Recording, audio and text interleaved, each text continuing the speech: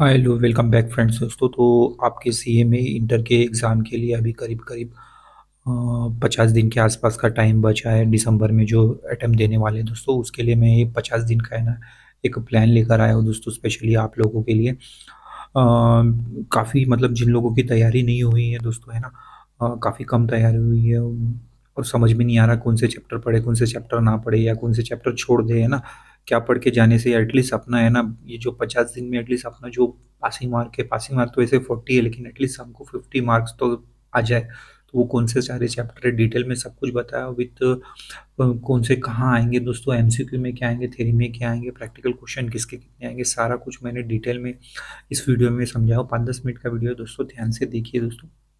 आगे बढ़ने से पहले दोस्तों एक रिक्वेस्ट रहेंगी कि चैनल अभी तक सब्सक्राइब नहीं किया तो सब्सक्राइब कर लीजिए। इसी तरह का कंटेंट आते रहता है, CMA foundation, CMA inter, CMA final से सब कुछ आता है दोस्तों। स्पेशली स्टडी से रिलेटेड ही आता है, फालतू कुछ भी नहीं रहता है। तो आपकी एक सपोर्ट की ज़रूरत है, तो चैनल सब्सक्राइब कर लीजिए दोस्तों और बेल आइकन भी हिट कर दीजिए ताकि जब भी नया वीडियो डालूँ तुरंत आपको नोटिफिकेशन मिले। तो दोस्तों आज हम बात कर रहे हैं इम्पोर्टेंट टॉपिक्स और चैप्टर के रिगार्डिंग फाइनेंशियल अकाउंटिंग की। जी हाँ दोस्तों, आज हम फाइनेंशियल अकाउंटिंग, ये पेपर काफ़ी लोगों को टफ जाता है दोस्तों। ऑल्दो बहुत से लोग अकाउंट के बैकग्राउंड के होने के बाद में भी बहुत से दिक्कत प्रॉब्लम जाती है पास होने की। कई सारे लोगों के अटेम्प्ट्स वगैरह लगते हैं दोस्तों। इसलिए मैं ये स्पेशली आप लोगों के लिए जिनकी पढ़ाई नहीं हुई कि 50 दिन में क्या ऐसे वो टॉपिक है दोस्तों कर सकते हैं, तो उसके लिए स्पेशली वीडियो लेकर आओ। तो सबसे पहला टॉपिक जो है दोस्तों, जो सबसे ज़्यादा आपका 30% मतलब कोर्स मतलब पेपर कवर करता है, जी हाँ वो है एमसीक्यू। जी हाँ दोस्तों, एमसीक्यू ये आपका काफ़ी इंपॉर्टेंट टॉपिक है दोस्तों, और इसको आपको करके अच्छे से जाना ही जाना है। भले ही आपके बहुत सारे टॉपिक ना हुए हो, लेकिन ये करके जरूर जाना, क्योंकि दोस्तों 100 में से 30 मार्क यानी 30% हो गया दोस्तों, है ना। इन्हें पास होने के लिए सिर्फ आपको और 10 मार्क लेने, अगर इसमें 30 में से 30 आ गए, वैसे तो पॉसिबल नहीं है, लेकिन फिर भी मैं बता रहा हूँ 30 में से अगर 30 भी आ गए तो दोस्तों सिर्फ पास होने जो 40 मार्क है वो 10 मार्क की सिर्फ लेने की जरूरत पड़ती है बाकी के जो पेपर में। तो ये पढ़े कहाँ से दोस्तों, तो इसके लिए मैंने सब कुछ बताया। एक तो आईसीएमआई के एमसीक्यू बैंक से है ना दोस्तों, जो उन्होंने रिलीज़ किया उनके वेबसाइट पे दोस्तों। यदि आप लोग को नहीं मिल रहा है, नहीं बन रहा है, कुछ प्रॉब्लम हो रही है उसको ढूंढने में, तो मुझे मैसेज कर देना। तो मैं डेफिनेटली आपको उसकी लिंक शेयर कर दूंगा आप लोगों के साथ। तो उसमें करीब करीब है ना आराम से 200, 250, 300 के ऊपर क्वेश्चन है, वहाँ से आप देख लेना दोस्तों। दूसरा, यूट्यूब पे कई सारी फैकल्टीज है जिन्होंने एमसीक्यू का है ना वीडियो डाल के रखे हैं, तो आप डेफिनेटली उनको सर्च देखिए दोस्तों, क्योंकि 2.5-3 घंटे के आसपास के ही वीडियो रहते हैं। और एक फैकल्टी के नहीं दोस्तों, मैं इसमें एक ये बोलूँगा आप लोगों को कि रिक्वेस्ट रहेंगी कि कोई एक फैकल्टी का मत देखिए, मल्टीपल 2-4 फैकल्टी का, क्योंकि कई सारे फैकल्टीज ने क्या किया है, कुछ अपने क्वेश्चंस या फिर या कुछ पुराने जो पास्ट के जो इसमें एमसीक्यू बैंक में वगैरह कवर नहीं हुए हैं, तो उस तरह के भी नए नए क्वेश्चन भी कवर किए। तो 2-3 है ना, मैं बोलूँगा मिनिमम 2 से 3 फैकल्टी का जरूर से देखिए दोस्तों। 2-2.5 घंटे का सभी का वीडियो रहता है दोस्तों, थोड़ा स्पीड में करके और उसको अच्छे से समझ के कर लीजिए दोस्तों, तो काफ़ी आपका ना बेनिफिट होगा। ये 30 में से अगर आप, मैं बोलता हूँ 30 तो 30 लाना तो पॉसिबल नहीं, क्योंकि हम सब ह्यूमन है दोस्तों। बट एटलीस्ट 22, 24, 26 इतना तो ला सकते हैं। एक या दो रॉन्ग जा सकते, तीन जा सकता है, चार रॉन्ग जा सकते। लेकिन एमसीक्यू में आपने अगर कम से कम मिनिमम मैं बोल रहा हूँ 20 के ऊपर मार्क्स लाए, 22, 24 इस तरह के, तो आपको पास होना बहुत ईजी हो जाता है, क्योंकि पासिंग मार्क्स जो 40 की 16 मार्क लाना पड़ता है दोस्तों, वो काफ़ी ईजी हो जाता है बाकी बचे हुए पेपर में। और दूसरा कैसा है, जो ओवरऑल एग्रीगेट जो रहता है 50% का, वो भी पास होना काफ़ी ईजी हो जाता है। दूसरा, मॉड्यूल के जो अपनी बुक है दोस्तों, उसको सारा कवर कर लीजिए, सारा छान लीजिए दोस्तों। हर चैप्टर के पीछे में जितने भी एमसीक्यू 10, 15, 20 है ना, चैप्टर वाइज जितने भी हैं, तो वो सारे है ना उसको एक बार जरूर के देख के जाइए, क्योंकि है ना क्या होता है दोस्तों एग्जाम में मॉड्यूल जो है, क्योंकि इंस्टीट्यूट है आपने मॉड्यूल के, तो डेफिनेटली क्वेश्चन आस्क पूछता है दोस्तों। तो वो 100% करके जाइए। अगर उसमें से अगर 4-5 भी फंस गए, ये जो तीनों चारों चीज़ बोल रहा हूँ मैं, अगर मॉड्यूल के अगर आप करके, मॉड्यूल के तो डेफिनेटली 2 से 3 तो मॉड्यूल से पूछता है, बाकी फिर वो एमसीक्यू बैंक और इधर उधर से पूछ लेता है। तो ये सारा कुछ अगर आप चल करके गए दोस्तों, डेफिनेटली आप, मैं बोलता हूँ 100% तो 100% नहीं आते, 30 आउट ऑफ 30 तो नहीं आएंगे, लेकिन 22, 24, 26 इसका प्लानिंग करके जाइए तो डेफिनेटली आप इतना स्कोर कर लोगे। अगर यहाँ इतना भी स्कोर कर लेते 24, 22 से 26 के बीच में, तो काफ़ी अच्छा आप आधा पेपर निकाल लियो समझ लो। अब बढ़ते हैं अगले टॉपिक की तरफ दोस्तों। इंपॉर्टेंट टॉपिक और चैप्टर वो कौन से यदि आप लोगों की पढ़ाई नहीं हुई तो ये सब मैं अपने लेवल पे सजेस्ट कर रहा हूँ दोस्तों, लेकिन बाकी आप देख सकते हैं आपको क्या इजी जाता है ये लेता है। लेकिन ओवरऑल जो मैंने स्टडी किया और पेपर पैटर्न और स्टूडेंट लोगों का, तो वो हिसाब से दोस्तों काफ़ी इजी इजी टॉपिक मैं निकाल के रहा हूँ जहाँ अच्छे स्कोरिंग भी है। और अपने ध्यान लगा से ये 50 दिन में ध्यान लगा के पढ़ा तो डेफिनेटली दोस्तों 50 मार्क लाना कोई बड़ी बात नहीं है दोस्तों। जी हाँ दोस्तों, मैं एंड में बने रहिए, सारा कुछ मैंने टोटल करके बताऊँ कि मैंने कितने चैप्टर कवर किए, कितने मार्क्स किए, आप कितने मार्क्स निकाल सकते हो और कैसा क्या है, पूरा सारा डिटेल में एंड में बताया। तो ध्यान से वीडियो देखिए शांति से, क्योंकि ये समझेगा तभी आप अच्छे से पढ़ सकोगे, क्योंकि काफ़ी टाइम तो वेस्ट कर चुके हो दोस्तों, है ना। तो और 10 मिनट सही, तो अच्छे से समझ के 50 दिनों का अच्छे से यूटिलाइज़ कीजिए, है ना। तो आपको सबसे पहले मेरे हिसाब से जो करना चाहिए वो है चैप्टर 9, मतलब मॉड्यूल में 9 लिखा हूँ मैंने, यहाँ चैप्टर 9 लिखा है दोस्तों। अकाउंटिंग स्टैंडर्ड है ना, ये 20 मार्क का आता है दोस्तों, 20 मार्क का वेटेज कैरी करता है पेपर में। देखिए उसमें एमसीक्यू, इसमें एमसीक्यू में ना इससे अकाउंटिंग स्टैंडर्ड से 1 से या 2 क्वेश्चन मिनिमम पूछ सकता है दोस्तों। उसमें थ्योरी भी आती है दोस्तों, और मेजरली थ्योरी इसी से आती है। तो करीब करीब जो 7-7 मार्क के क्वेश्चन होते हैं ना दोस्तों, वो तो देता ही है। कभी कभी क्या होता है, जो क्वेश्चन नंबर 8 जो होता है ना, 7 या 8 है ना, उसको घुमा फिरा के पूछता कि एक क्वेश्चन 3 मार्क का देता है, 4 मार्क का, ऐसा करके 7 मार्क करके देता है। तो इसलिए मैंने ना ओवरऑल ऐसा पकड़ा हो कि 15 से 18 के बीच में इसको मार्क आते हैं थ्योरी में।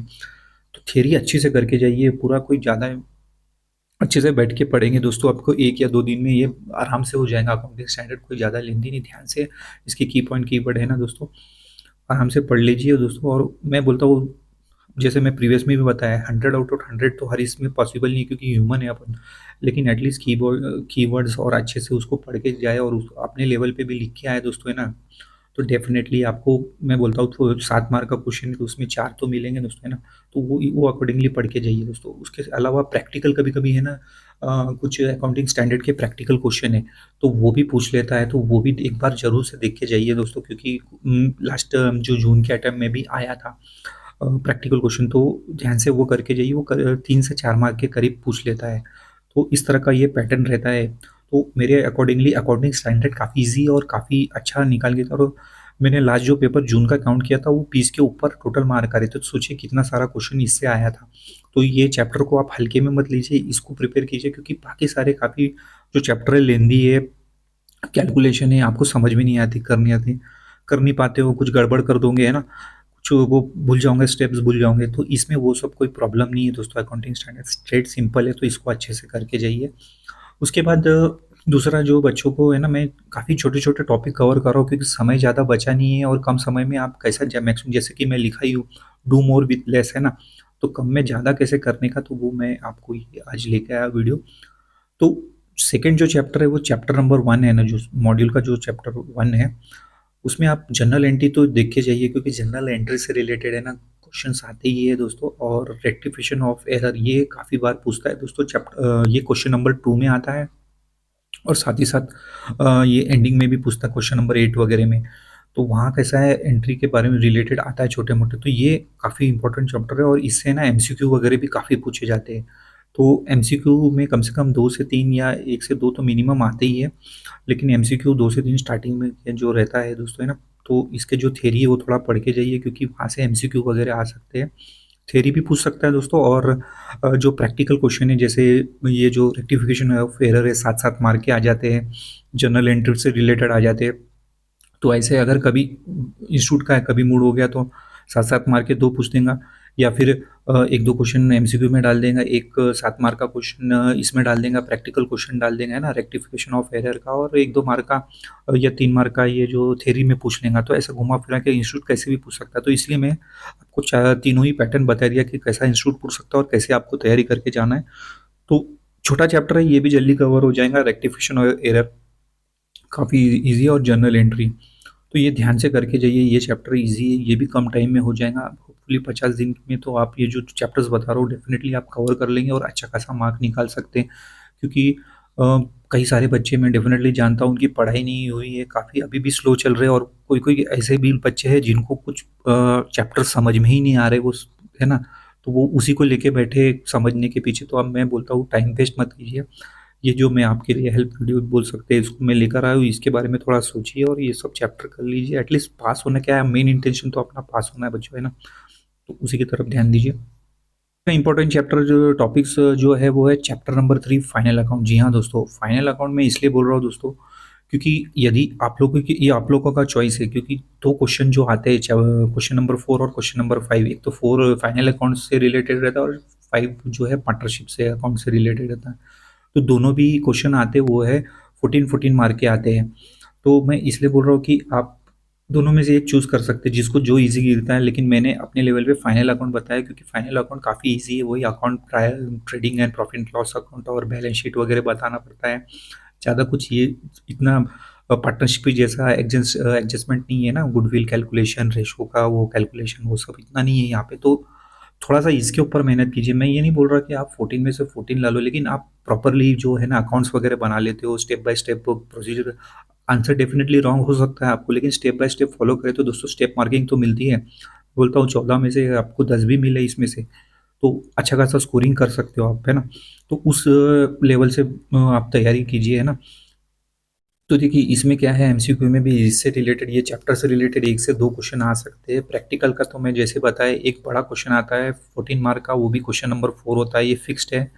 पता नहीं इंस्टीट्यूट इस बार कुछ चेंज करे, लेकिन जनरली पैटर्न तो वही है कि क्वेश्चन नंबर 4 ये है और 14 मार्क का आता है। तो दोस्तों 14 मार्क काफ़ी ज़्यादा है, और ये क्वेश्चन में ऑप्शन नहीं मिलते। बाकी क्वेश्चन में कैसा है, ऑप्शन मिल जाते हैं, 7-7 मार्क के 2 आते हैं ना, लेकिन इसमें तो एक ही आता है, तो करना है तो पूरा ही करना पड़ता है। तो मैं बोलता हूँ ट्राई कीजिए। आप अकाउंट्स भी बना के आते हैं और एंट्री करके आते हैं, भले ही आपका क्वेश्चन मतलब आंसर रॉन्ग हो, लेकिन प्रोसेस आपने पूरा फॉलो किया है ना step by step. Step marking तो मिलेंगी, 8-10 मार्क में मिल गया तो बहुत है दोस्तों, क्योंकि अल्टीमेटली अपने को क्या है दोस्तों, 40 निकालना है पासिंग मार्क, और ओवरऑल अपने को एग्रीगेट निकालना है 50 का। उसके बाद दोस्तों अगला जो टॉपिक हो सकता है वो आप लोगों के लिए चैप्टर नंबर 8 हो सकता है, वो हायर परचेज। ये भी मैंने हल्का एक छोटा चैप्टर रखा है, ये भी इजी है। आप प्रैक्टिस करोगे 2-4 बार दोस्तों, आपको समझ में आएगा। इसमें भी 2-3 पैटर्न के सम्स आते हैं, लेकिन अच्छे से करो तो एक तो 100% एक जो 7 मार्क का क्वेश्चन है वो तो आता ही आता है, और हो सकता है एमसीक्यू में 1-2 क्वेश्चन पूछ लें। तो इसलिए मैंने 9 मार्क्स लेके चल रहा हूँ, 7 से 9 मार्क, लेकिन 7 मार्क का तो पक्का आता है दोस्तों, है ना? तो ये अच्छे से कर लिया तो दोस्तों अपन 7 मार्क तो निकाल ही सकते हैं यहाँ से। तो इस तरह का ओवरऑल ये चैप्टर्स है। तो इस तरह से दोस्तों मैंने पूरा जो है ना, आप लोग कौन से ये कम टाइम में है ना ये सब चैप्टर कवर करके अच्छा खासा मार्क निकाल सकते हो, उस लिहाज से मेरे को मालूम है दोस्तों। मैं भी एज अ स्टूडेंट मैं आपको रहा हूँ, तो मुझे मालूम है दोस्तों क्या तकलीफ आती, क्या प्रॉब्लम होती है इस फेज से गुजरते, तो पेपर नहीं निकलता है, तो और लास्ट मोमेंट पे और भी कुछ समझ में नहीं आता क्या पढ़ना। तो इस तरह के मैंने हल्के टॉपिक जो है ना, जो इजीली हो सकते हैं, आप डेफिनेटली इस पे वर्क कीजिए, और मेरे को डेफिनेटली आप है ना एग्ज़ाम होने के बाद बताइए। जो इसको डेफिनेटली अच्छे से करके जाता है दोस्तों, है ना, तो डेफिनेटली पास होने के चांसेस है। तो मैंने जो जितना भी जो टॉपिक बोला वो आपको कवर करने के लिए, तो उस पे क्वेश्चन है ना, जो अपना 100 मार्क का पेपर है, 100 से वैसे तो ज़्यादा ही आता है ना, 120 के ऊपर तक आप पूछते हैं, बट मैंने जो टॉपिक कवर किया हो वो अगर उसके मार्क कैलकुलेट करें तो ओवरऑल 94 मार्क्स होते हैं।